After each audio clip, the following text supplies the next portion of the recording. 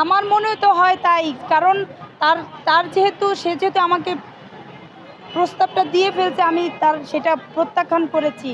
এর আগে তার 4টা বউ আছে, আমি একজন আবিয়াত মেয়ে, আমি শিল্পী।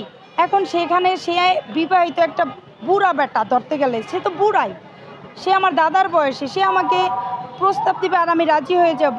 আর এর আগে আরেকটা শিল্পীর সাথে তার রিলেশন ছিল, এটা শিল্পকলা সবাই জানে। সে তার বউ আছে 2-3টা, তারপরে আমাকে সে প্রস্তাব দিছে, এটা আমি রাজি হই নাই। আনিতার সাথে সে এক হয়ে আমার উপর হামলা করে।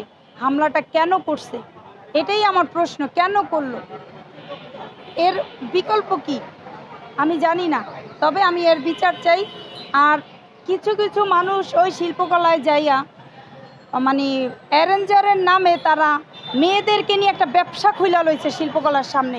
শিল্পকলায় মানে এটা না যে মেয়েদেরকে নিয়ে উল্টা পাল্টা উচ্ছৃঙ্খল বিশৃঙ্খল চলাফেরা, তারপরে আড্ডা দেওয়া, তারপরে এই যে শিল্পীদেরকে অত্যাচার করা, এটা শিল্পকলা না।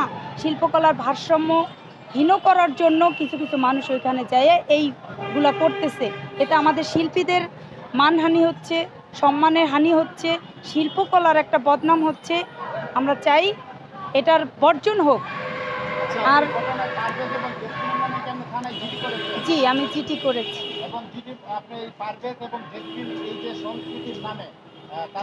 অপপ্রচার চালাচ্ছে তারা। হ্যাঁ হ্যাঁ, এটা তারা জড়িত, একদম এটা প্রমাণিত, সবাই জানে এটা প্রমাণিত।